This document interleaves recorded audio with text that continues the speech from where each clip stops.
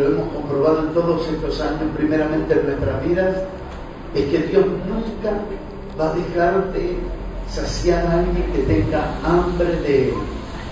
Siempre que haya alguien que quiera conocerlo, que haya deseo de entregarse, de arrepentirse, siempre habrá una evidencia, una señal, una manifestación de Dios para darle testimonio de que Él es real. Y de esto se trata el mensaje que tengo para compartir con ustedes en esta tarde, acerca de la fe. Lo importante que es la fe. La fe nunca nace de mi corazón, la fe siempre nace de Dios. Y Dios produce fe en nosotros. Esa necesidad que tenemos de buscarle, esa necesidad que tenemos de conocerle, esa necesidad que se comienza a despertar dentro de nosotros y no sabemos cómo explicarlo, bueno, eso se llama fe. Y Dios nos da la fe para que comience a despertarse esto en nosotros. Pero la fe siempre se ha entendido como un instrumento para resolver problemas. Siempre vimos la fe como una apaga incendios. Vimos a la fe como un bombero. Bueno, yo tengo fe para vencer tal problema. Pero en esta tarde quiero compartir con ustedes que la fe es mucho más que eso. Que la fe es mucho más que un asunto de, bueno, tengo fe para salir de tal problema. Porque hay gente aquí que no tiene problema. ¿Y qué? No necesita fe. Es que la fe va mucho más allá de tener o no tener problemas. La fe es la vida misma de Dios dentro de nosotros. La fe es el mismo poder de Dios operando dentro de nosotros. ¿Para qué? Para que nosotros pudiéramos obedecer a Dios.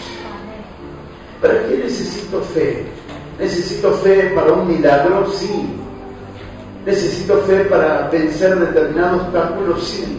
Pero necesito la fe un poco más allá de todo eso. Necesito fe para obedecer. ¿Se animaría a repetir conmigo fe para obedecer? Fe para obedecer. Fe para obedecer. Para obedecer a Dios, que es mucho más que la fe que resuelve un problema. La gente está asociada y asocia permanentemente la fe con las dificultades y con muchas situaciones que giran alrededor de su vida. Pero en esta tarde, si ustedes me permiten, debo compartirles claramente que la fe viene a nosotros mucho más allá para todo eso. La fe viene a nosotros para que agrademos a Dios. Para que agrademos a Dios. Por eso la Escritura dice que sin fe es imposible agradar a Dios. A lo largo de este caminar con el Señor de 30 años, he comprobado que no necesito muchas cosas en la vida. He comprobado que para formar una familia, tener hijos, tener una casa, avanzar en el ministerio, no necesito muchas cosas en la vida, sino que lo que necesito en la vida es tener fe. El Señor dijo que el justo por la fe vivirá, y si retrocediere, no agradará mi alma. Por lo tanto, la fe no es algo que viene a mí para momentos de crisis, y me va a escuchar repetirlo varias veces, porque tenemos que derribar el concepto de que la fe es para los problemas. Lo que me va a sostener a lo largo de toda mi vida en el Señor para que nunca retroceda se llama fe. La fe tiene que tener otra fuerza en nuestro entendimiento. Muchas veces usamos la palabra fe de forma que es como, bueno, yo ya sé lo que es la fe, yo ya sé lo que representa la fe. La fe es la certeza de lo que se espera, la convicción de lo que no se ve. Pero aunque lo podamos citar de memoria, la fe es mucho más que ese pasaje bíblico. La fe contiene un poder que te levanta cuando te querés caer, que te libera del pecado cuando parece que vas a caer en la tentación, que te levanta de cualquier enfermedad cuando parece que la enfermedad te va a tirar para abajo. La fe lo que te genera como un bloqueo a las críticas. Lo que el apóstol Pablo habla en Efesios capítulo 6, la armadura de Dios, levantando el escudo de la fe. nunca le pasó que alguien te diga, pero a vos no te para nada, a vos no te lastima nada, a vos gracias, a vos no te detiene nada, a vos no te ofende nadie, y usted y yo tenemos que responder honestamente, no. Pero la crítica no te lastima, no. Pero que hablen mal de vos no te lastima, no. Pero no es porque tengamos una mente positiva, una actitud positiva frente a la vida, simplemente que aprendimos que la fe es un escudo que nos guarda, la fe es un escudo que nos protege, la fe es un escudo que hace que las cosas no nos peguen. Por eso tal vez tendríamos que darle más valor a la fe de lo que le hemos dado hasta ahora. Ustedes va a ver en los medios de televisión ciertos programas que no sabemos si lindan entre brujería, hechicería, espiritismo, hablando de que si usted tiene fe va a recibir un milagro. La verdad es que ellos han menospreciado el poder de la fe, han devaluado el poder de la fe, han colocado a la fe en un asunto religioso, cuando la fe es mucho más poderoso que eso. La fe es algo tan poderoso en la vida de los santos, que si los santos perdieran todo, pero no pierden la fe, estarían firmes hasta el final. La fe tiene demasiado poder. Y los próximos minutos, si ustedes me acompañan, quiero compartir con ustedes algunos pasajes bíblicos acerca de comprender la importancia que tiene la fe. Vamos a leer, por favor, Hechos de los Apóstoles, capítulo 14, verso 22. Hechos de los Apóstoles, capítulo 14, verso 22. La Escritura dice en este pasaje bíblico de Hechos, capítulo 14, verso 22, confirmando los ánimos de los discípulos, exhortándoles a qué, a que permaneciesen en la fe, y diciéndoles, es necesario que a través de muchas tribulaciones entremos en el reino de Dios. ¿Se anima a leerlo conmigo en voz alta? ¿Se anima a que lo leamos juntos, por favor? Confirmando los ánimos de los discípulos, exhortándoles a que permaneciesen en la fe y diciéndoles, es necesario que a través de muchas tribulaciones entremos en el reino de Dios. Cuando la Escritura nos va contando cómo los apóstoles recorrían las ciudades evangelizando, ganando personas para el Señor, una de las cosas que vamos a notar es que ellos pensaban en volver otra vez. Ellos nunca pisaban un lugar sin pensar en volver. Ellos sabían que si iban a un lugar volverían de nuevo. ¿Y cuál sería la razón por la que volverían? Volverían para ver si los hermanos estaban firmes en la fe. La preocupación de los apóstoles en las Escrituras no era otra que si los hermanos perseveraban en la fe, si estaban firmes en la fe. ¿Saben?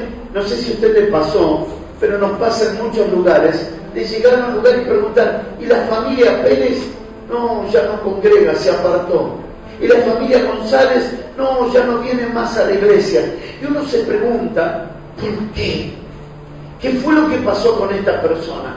¿Qué fue lo que pasó con esta familia? Y la razón es que hay una fuerte batalla por sacarte la fe. Quien pierde la fe, pierde el sentido de estar en este lugar. Es la fe lo que le da sentido que nos reunamos.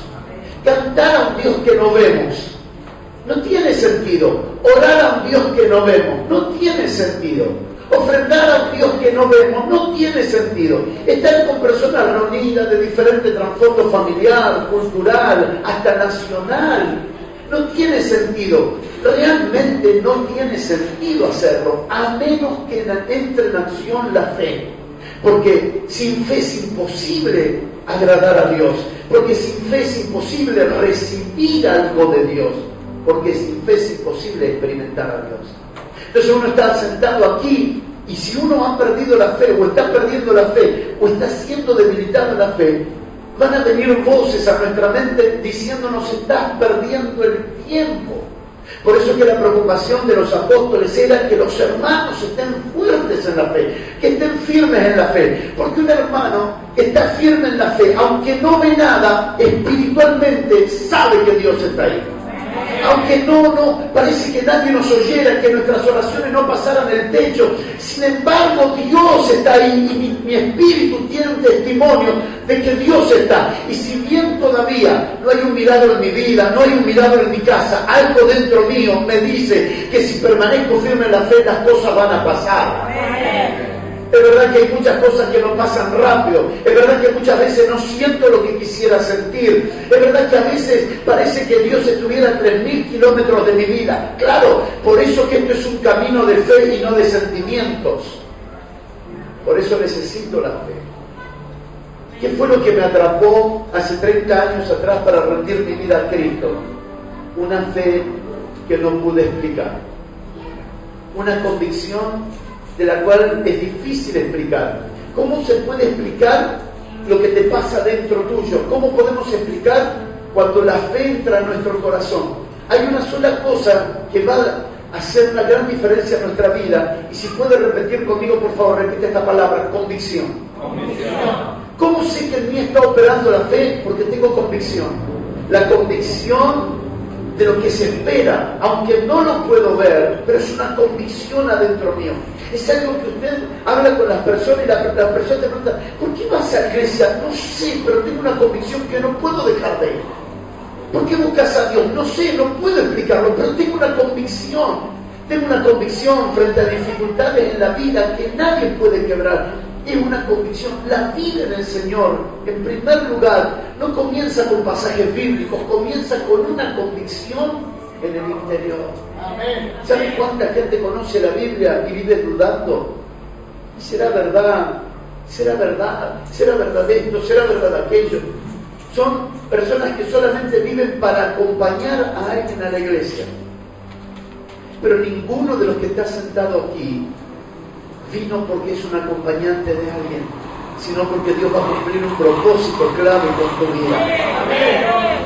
No es porque acompañaste a alguien, bueno, acompañé a mi esposa, acompañé a mi novia, acompañé a mi amigo, acompañé a mi amiga, acompañé a mi familiar. No, es algo que Dios quiere tratar directamente conmigo. ¿Y qué es lo que Dios quiere tratar conmigo? Lo que Dios quiere tratar conmigo es que yo le abra mi corazón para que Él coloque fe.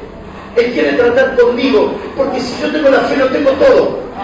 Quien tiene fe, lo tiene todo. Usted dice: pero ¿cómo puede ser que esté pasando esto, aquello, lo otro? Mire, cuando usted tiene fe, usted lo tiene todo. Sabe que de alguna forma Dios hará una obra poderosa en nuestra vida. Porque tengo la convicción.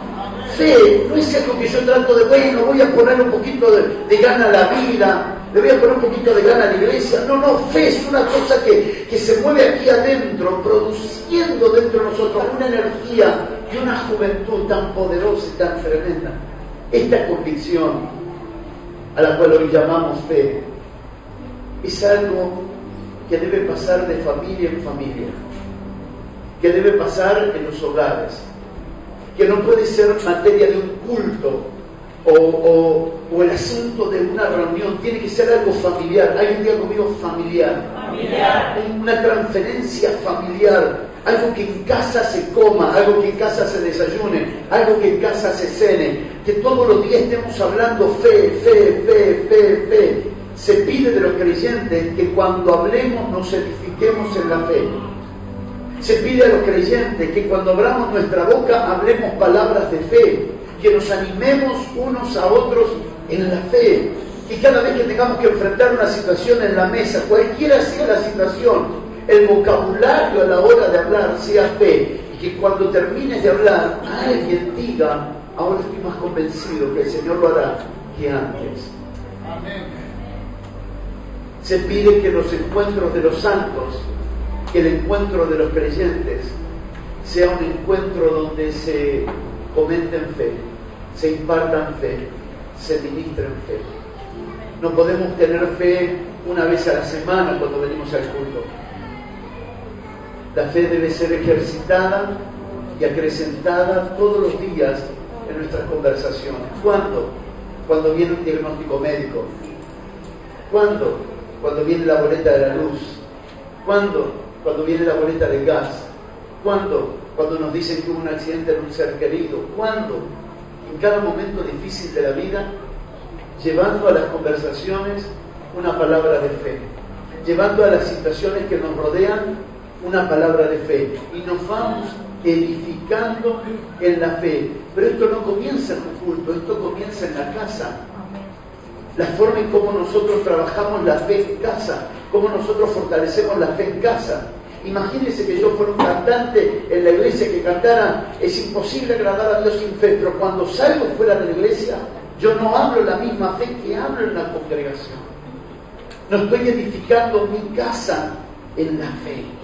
Necesito entender que cada palabra de fe que pueda compartir con los míos será una nueva experiencia de convicción que vamos a encontrar juntos. Amén. Lo más glorioso de esto no es una religión dominical. Lo más glorioso de esto es la vida misma. Es ser un vencedor en la vida, no en un templo, no en una reunión. ¿Sabía usted que la forma en cómo venimos a la reunión tiene mucho que ver con lo que nos alimentamos fuera de la reunión? Nadie viene negativo a una reunión. Estuvo comiendo de palabras negativas antes de venir a la reunión. ¿Sabía usted que el alimento que nosotros recibimos espiritual es diferente que el alimento biológico? Porque el alimento biológico que nosotros recibimos entra por la boca, pero el alimento espiritual entra por el oído. Ustedes y yo estamos espiritualmente tan fuertes o tan débiles como lo que escuchamos. Por eso es que una de las señales de sabiduría, escuche esto, una de las señales de la sabiduría de una persona no está en su boca, está en lo que oye. Hay personas que saben desconectarse rápido de conversaciones. Usted los ve, pero se desconectaron rápido, porque ellos se dieron cuenta que esa conversación no los lleva a ningún lado. Que después de oír ciertas conversaciones, ciertas discusiones, ciertas peleas, ciertos problemas, ellos dicen, no nos conviene seguir en este ritmo, porque si nosotros seguimos hablando esto, seguimos oyendo esto y nos seguimos alimentando de algo que nos está haciendo daño. Claro, biológicamente comemos por la boca, espiritualmente comemos por el oído. Por lo tanto, yo decido qué cosas me convienen. He tenido que aprender, les confieso a mis hermanos, he tenido que aprender a decirle a una persona, mira, esta conversación no nos edifica, gracias, pero no vamos a seguir charlando. El día en que los dos nos pongamos de acuerdo para conversar, vamos a conversar. He tenido que con mi esposa hablar. Mi esposa me corrigió, yo la corregí a ella. Momento donde dijimos, esta conversación no nos lleva a ningún lado. Nos estamos haciendo daño, estamos hablando inadecuadamente. Pero esto tiene que ver con el valor que le damos a lo que tenemos dentro. Amén. Saber qué cosas nos convienen oír y qué cosas no nos convienen oír. Por eso la preocupación de los apóstoles era pasar por las ciudades para confirmar a los hermanos en la fe. Y animar a los hermanos, permanezcan firmes en la fe, permanezcan firmes en sus convicciones. Hoy tenemos todo un sistema que nos está batallando permanentemente por todos lados. Un sistema de peste, de enfermedades, de desnutrición, de miseria, de pobreza, de escasez, de falta de trabajo, de inflación, de evaluación. Tenemos todo un sistema permanentemente hablándonos negativamente, que si el otro gobierno se equivocó, que si este gobierno se equivocó. Señores, nosotros pertenecemos a un gobierno superior que el de Cristina, que el de Macri. Nosotros pertenecemos al gobierno del reino de Dios, y ese gobierno confía en usted. Ese es el gobierno de Cristo. Este es el gobierno del Señor. Y este gobierno es un gobierno que opera por medio y a través de la fe. No es un eslogan que nosotros tenemos en el culto. No somos gallos en el culto y gallinas fuera del culto. No, esto es un estilo de vida. Lo que creemos en el púlpito, lo creemos en la calle, lo creemos en el trabajo, lo creemos en casa. Nos alimentamos y alimentamos a los que nos rodean. Permanentemente nuestra convicción y nuestra declaración de fe. Mire, si usted necesitara otra cosa, Jesús lo hubiera dicho. Pero Él dijo que el justo por la fe vivirá. Hubo un momento que Satanás le pidió a Jesucristo la vida de Pedro y le dijo, déjame que lo zarandee. Porque Pedro era así como medio inestable. Era así como bastante luchado en su interior. Un día jugaba para el equipo de Dios, el otro día jugaba para el equipo del enemigo. Era una cosa así medio extraña. Un día se levantaba y parecía el arcángel Gabriel, y al otro día se levantaba y parecía Lucifer. Era una cosa así media extraña. De hecho, el Señor lo llamó y le dijo Satanás. Pero ¿saben? Quiero decirles algo. A pesar de que esta situación estaba en la vida de Pedro, el Señor permitió que pase por un proceso para establecerlo en la fe. Porque algunos aprenden porque tienen un corazón sensible y aprenden rápido. Otros tienen que aprender por pruebas. Después de 30 años en el Señor, hoy quiero decirles, prefiero aprender por una prédica y no aprender por una experiencia. Gracias por su mente al entusiasmado. Prefiero aprender por una prédica, porque si aprendo por una prédica me evito los dolores de un proceso. Ahora, el Señor le dice, Pedro, Satanás me ha pedido para que te zarandee como a trigo. Y Pedro dijo, Señor, ¿y vos le dijiste que no, no? ¿Le dijiste que no, no? No, le dije que sí. Señor, ¿me entregaste a Satanás para que me zarandee? Sí. ¿Él me va a hacer alguna cosa? Sí. Señor, ¿cómo puede ser? Si vos dijiste que estoy en la mano del Padre y nunca el Padre va a permitir que nadie me toque. Yo estoy permitiendo que te toque. ¿De verdad? Sí. ¿Y no me va a destruir? No. Porque te voy a dar algo que va a ser necesario y suficiente para que puedas vencer. Y Jesús dice, yo estoy rogando que tu fe no te falte. Vas a caminar en medio del fuego y no te vas a quemar. Vas a caminar por las aguas y no te vas a hundir. Te van a tirar dardos de muerte y no te van a matar. Porque he dado algo que te va a cubrir, que te va a proteger, que te va a blindar. Y eso se llama fe. Yo he rogado que mientras pases por esta prueba, tu fe no te falte. A veces uno se pregunta, ¿de qué lado está Dios? ¿Para qué equipo juega? Señor, ¿juega para mis enemigos o juega para mí? No, juega para nosotros.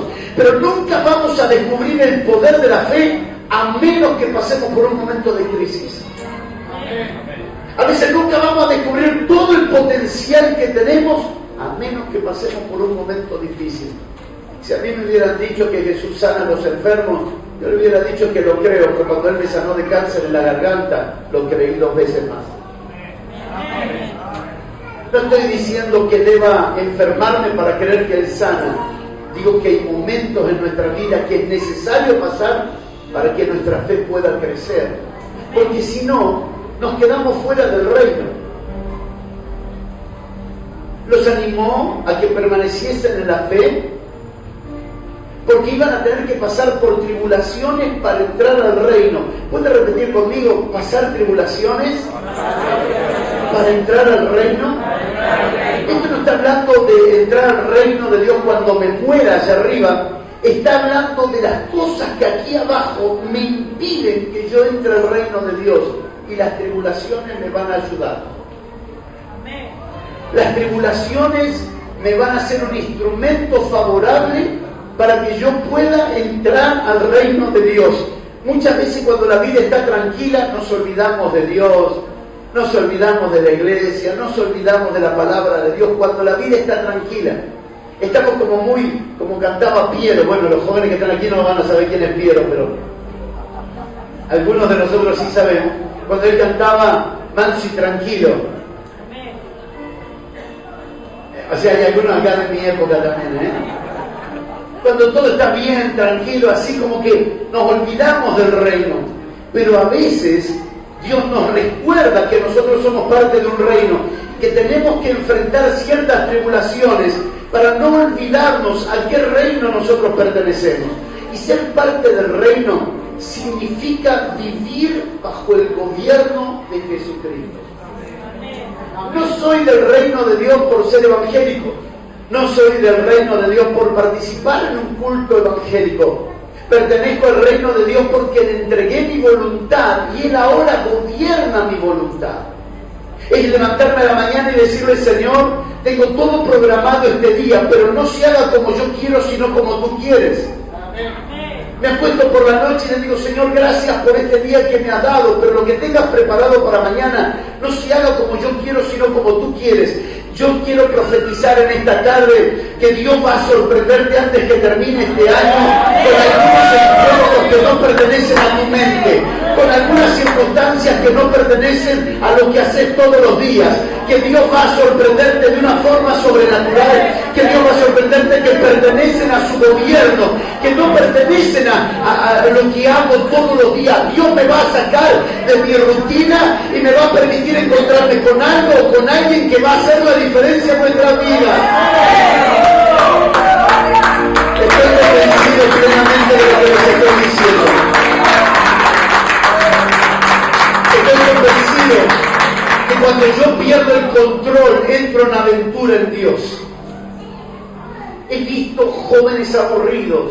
Yo soy parte de una generación de mayores totalmente en un estado de aventura permanente. Soy parte de una generación de ancianos jóvenes que estamos totalmente apasionados, ¿saben? Con Nicolás vamos juntos al gimnasio y hacemos 1 hora, 1 hora y media, 2 horas, porque me estoy preparando hasta los 90 años de poder estar listo para todo lo que Dios tiene preparado, porque estoy viviendo una vida de aventura permanentemente. Una mañana me levanto y no sé lo que puede pasar. Están pasando tantas cosas gloriosas. Puedes levantar tus manos. Un día no me dice nada, a mí no me pasa eso, mi vida es aburrida, a mí sacarme a mis amigos, un partido de fútbol los domingos. Quiero decirte que en el Señor Dios te va a sorprender. Dios te va a sorprender. ¿Cómo me hubieras dicho a mí, permiso, pastor, que me siento acá como una jaulita de jardín de infante? Si usted me hubiera dicho a mí que este negro feo, bueno, lindo para mi esposo y para el Señor, pero este negro feo iba a estar en la cancha de Barcelona, en la cancha del Real Madrid, en la cancha del Bayern Múnich, en la cancha del Manchester City, Manchester United, si usted me hubiera dicho a mí que este negrito feo iba a tener la oportunidad de servir a Dios en las naciones, que una mañana me iba a levantar y Dios me iba a invitar a poder ir a Grecia, yo quiero decirles algo. Quiero decirte que esta vida que has recibido y esta fe que está dentro tuyo no tiene que ver con un templo de 4 paredes, tiene que ver con una vida sorprendente, tiene que ver con una vida poderosa, que puede comenzar en un lugar, pero no va a terminar en ese lugar. Que puede pasar aquí, pero si le entregas tu vida y Él gobierna, no solo te pido que venga a un culto, te pido que Él gobierne tu vida. Si Él te gobierna, las cosas que te van a pasar no las podés explicar. No la vas a poder explicar, pero no tiene que ver con prefabricar mi mente para ver qué me va a pasar mañana, porque tal vez el golpe de suerte te permite un momento de cambio, pero la vida en Cristo bajo el gobierno de Dios va a producir cosas que jamás te pudieras imaginar. Yo quiero animarte de verdad a que cuides tu fe. Quiero animarte a que protejas tu fe. Que si tal vez estás perdiendo cosas por momentos, no te hagas problema. La fe te la va a devolver y te la va a devolver multiplicado. Yo puedo perder cosas y la verdad que de hecho por determinados años tuve que perder algunas cosas.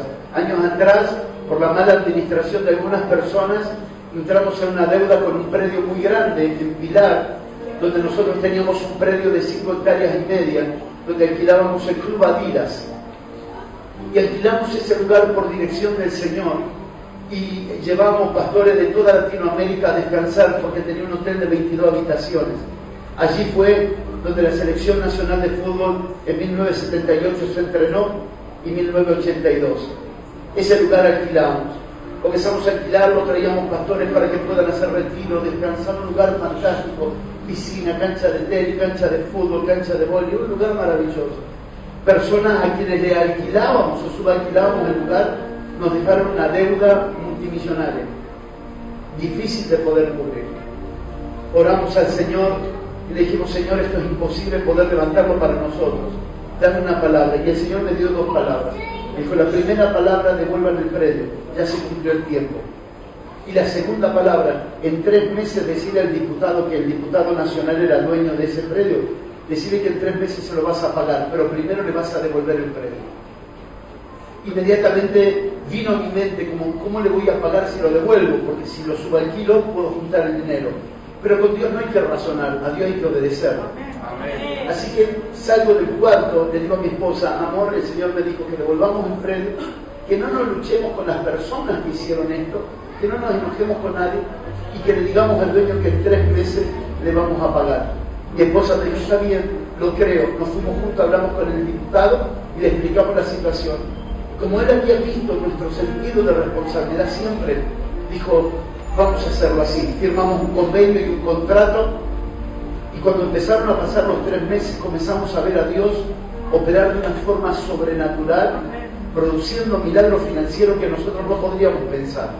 Cuando le terminamos de pagar el 3er mes, el hombre nos dice así, este diputado, dice: pastor, antes de esta situación yo creía en ustedes, después de esta situación creo más en Dios.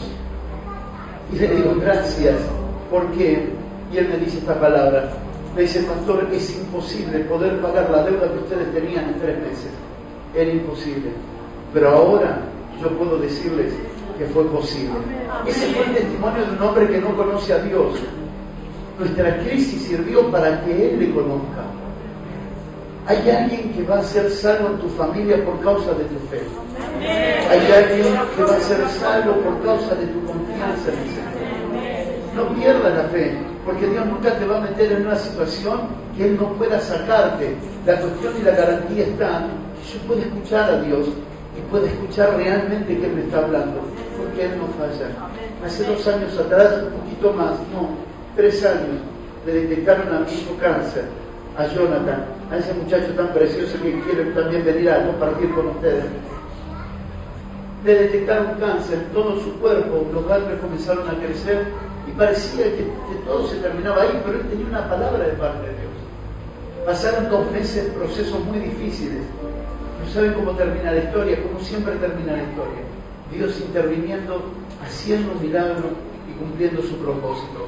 Pero más allá del cáncer, a lo cual espero que usted me pueda entender, lo que más me llamó la atención es que Jonathan nunca tuvo miedo.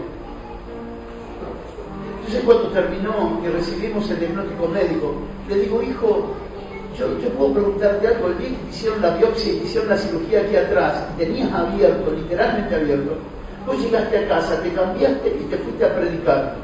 Y yo te dije: hijo, no vayas a predicar hoy te hicieron la biopsia, anda a predicar la próxima semana, da que cicatrice la herida. Y me dice: papá, yo no me puedo morir porque Dios me dio una palabra. Claro, cuando termina, yo le pregunto, le digo, cuando termina todo el proceso: hijo, ¿por qué no tuviste miedo en todo este proceso? Me dice: porque Dios habló lo que Él haría conmigo en el futuro. Y ahí entendí claramente, cuando tenés una palabra de Dios, no hay quien te debilite. Cuando tenés una palabra de Dios, no hay quien te debilite. Por eso que toda la batalla en tu vida va a ser porque alguien te robe la palabra.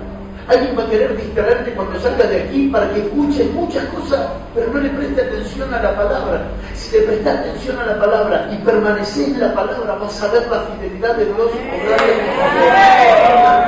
Mire, cuando yo me alcoholizaba y volvía todo sucio de pelear, de estar en las bandas y en las barras, mi papá, mi mamá nunca me dijeron nada. Cuando comienzo a ir a la iglesia y mi vida fue transformada, inmediatamente se pusieron en contra. Mi mamá usando la religión que nunca le sirvió para nada porque estaba seca en artritis, artrosis y reuma deformante.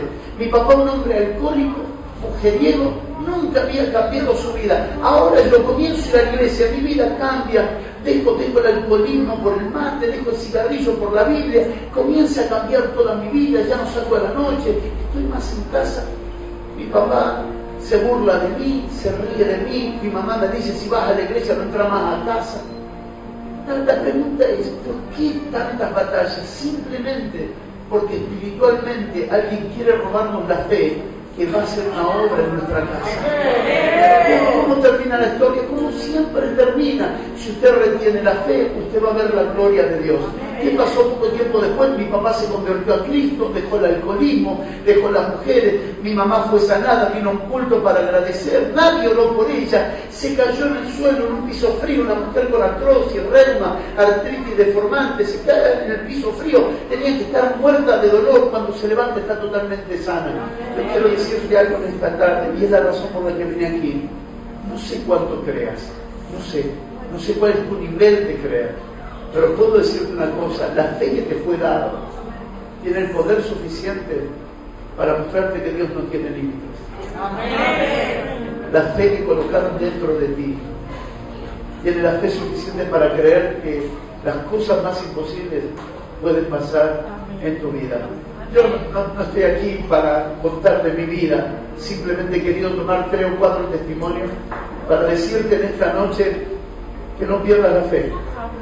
Porque quien pierde la fe comienza a apagarse y todas las cosas espirituales pierden valor. Ya las cosas no tienen sentido.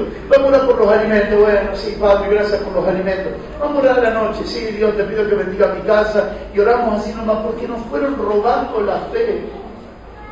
Quien va perdiendo la fe, le cuesta venir a la reunión. Quien va perdiendo la fe, le cuesta pensar que Dios hará un milagro. Pero oro en el Señor que esta tarde Dios renueve tu fe, que Dios renueve esa fe que está en el interior.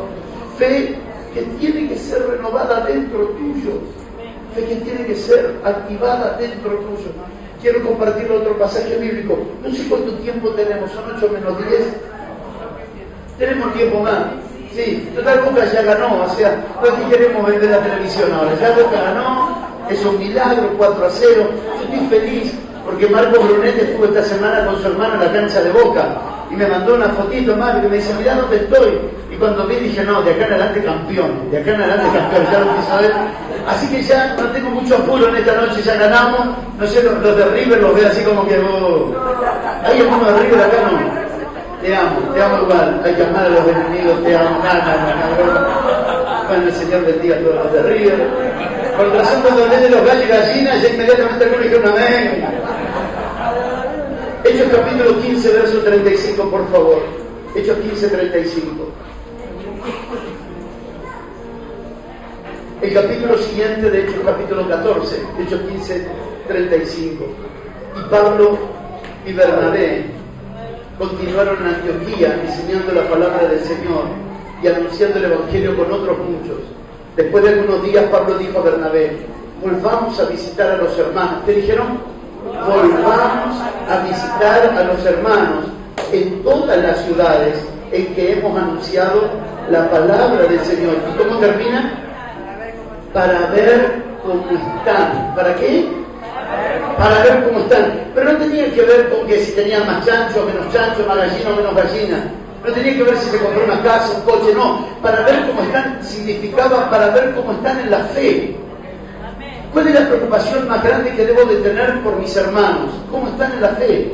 Preguntarle que están al tuyo, ¿cómo estás en la fe? No le pregunte, ¿cómo está de la artritis, de la artrosis? ¿Cómo va el trabajo? No tiene que ver cómo está en ese aspecto, sino cómo estás en la fe. Porque la vida de mi hermano no depende de otra cosa que de la fe. ¿Puede abrazar a alguien que tenga al lado suyo y decirle, me preocupa que estés bien en la fe? Me preocupa que estés bien en la fe. Esa es la verdadera preocupación. Pablo dice, vamos a visitar de nuevo a los hermanos para ver cómo están en la fe. Gloria a Dios. Si alguno está más bendecido que al principio de año, si alguno dice, bueno, me aumentaron el salario, me compré un cochecito, me compré un terrenito, gloria a Dios, pero no era esa la preocupación. La preocupación no es si tenían algo más, la preocupación era cómo estaban en la fe. Quiero pedirles que se cuiden entre ustedes. Quiero pedirles que se cuiden entre ustedes. Que el esposo cuide a la esposa al esposo, los padres a los hijos a los padres, los amigos, los hermanos, que se cuiden entre ustedes. ¿Y qué tengo que hacer para cuidar? Lo que tengo que hacer para cuidarme es preguntarme cómo está en la fe. Porque, ¿saben? A veces hay gente que sigue viniendo a la iglesia y a veces le pasa como el celular. Se le descargó. Se le descargó la batería. Y en el momento clave te encontrás con una persona que querés sacar una foto y no tenés carga. Yo me quedé sin carga. Tengo que llamar a fulano tal. Me quedé sin carga. ¿Cuál es la gran preocupación que tenemos que tener los unos por los otros? Que a nuestros hermanos no les falte la fe. Papás, si a nuestros chicos les falta un par de zapatillas, no hay problema. Garanticemos que no les falte la fe. Porque la fe puede producir las zapatillas, pero la zapatilla nunca puede producir fe. Amén. No quiero decirle que no les compren. Cómprenle, yo les compro a mis hijos, no son aborígenes, caminando descalzo. No, lo que quiero decirle con esto es que como padres prioricemos A veces nos preocupamos tanto por la escuela, por pagarle la escuela, y no nos damos cuenta del valor que tienen que estén firmes en la fe. Pablo estaba ahora diciendo, volvamos para ver cómo están los hermanos en la fe. Y quiero mostrarles el ejemplo, para terminar, de dos mujeres que fueron muy claves para formar un gran hombre de Dios.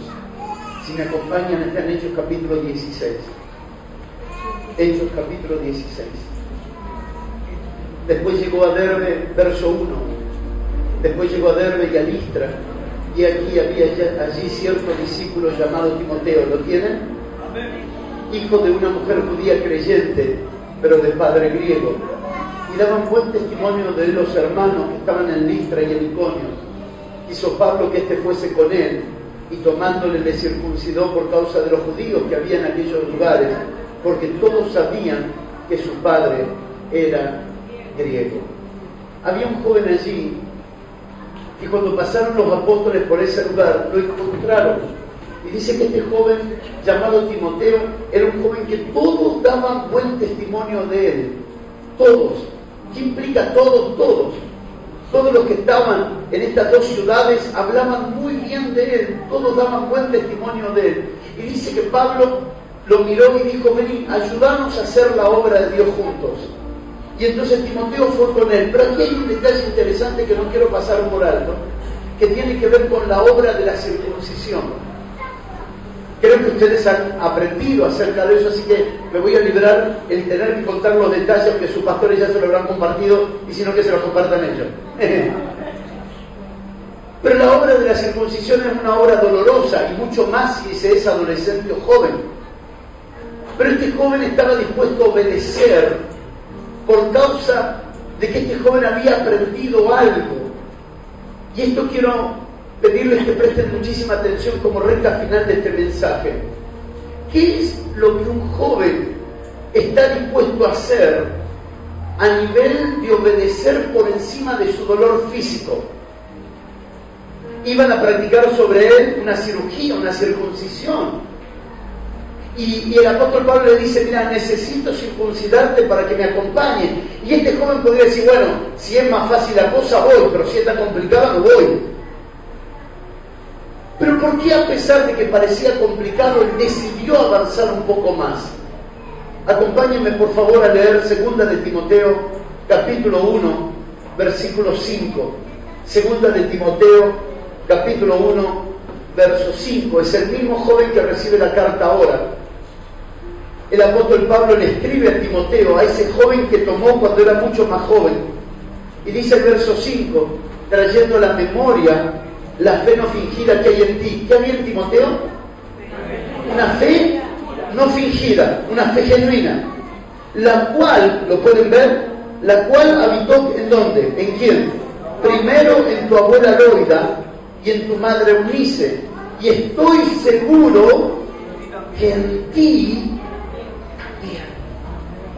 ¿Qué fue lo que hizo de este joven Timoteo lo que este joven llegó a hacer? La Biblia dice que él llegó a pastorear toda la ciudad de Éfeso. ¿Cómo es que este joven fue tan fuerte? ¿Cómo es que este joven fue tan poderoso? Simplemente porque este joven tuvo una abuela, digan conmigo, una abuela, que no le enseñaba Caperucita y el lobo. Una abuela que no le enseñaba Platero y yo.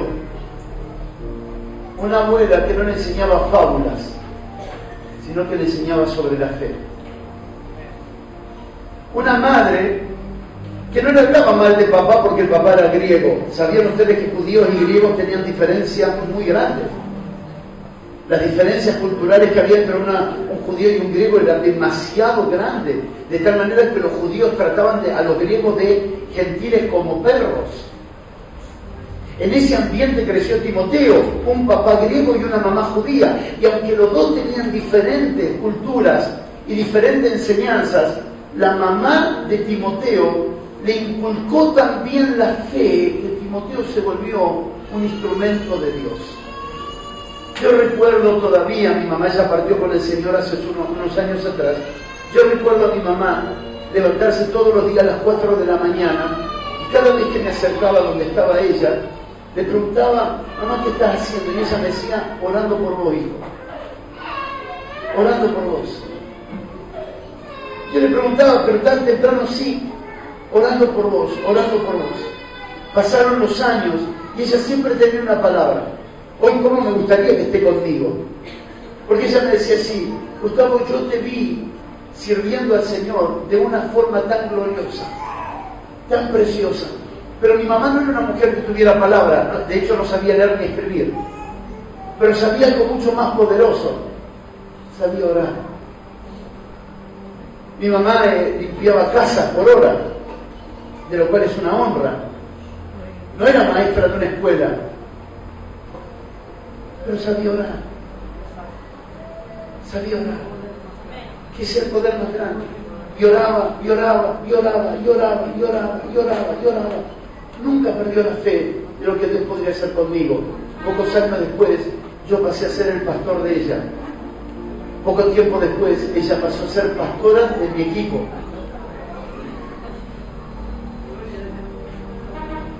El poder de la fe. Una vida de fe. Yo no sé cómo están tus hijos, pero quiero decirte algo, la fe sí funciona. No sé cómo está tu casa, la fe sí funciona. No sé cómo está tu matrimonio, la fe sí funciona. No sé cómo está tu economía, la fe sí funciona. No sé cuál fue el último diagnóstico médico, la fe sí funciona. Mas el justo por la fe vivirá. Esta noche quiero identificar con ustedes, si se me pasó por la cabeza volver atrás, si se me pasó por la cabeza no seguir adelante, si se me pasó por la cabeza cambiar de iglesia, no seguir más, el problema no está a mi alrededor, es que algo se está devorando mi fe, algo está queriendo comer mi fe. Y aquí es donde esta noche quiero orar juntamente con ustedes. Esta noche quiero orar que Dios fortalezca. Esta es la palabra que traigo para cada uno de ustedes. El Señor dice, rogado que tu fe no te falte. Si quieres inclinar tu cabeza por un momento,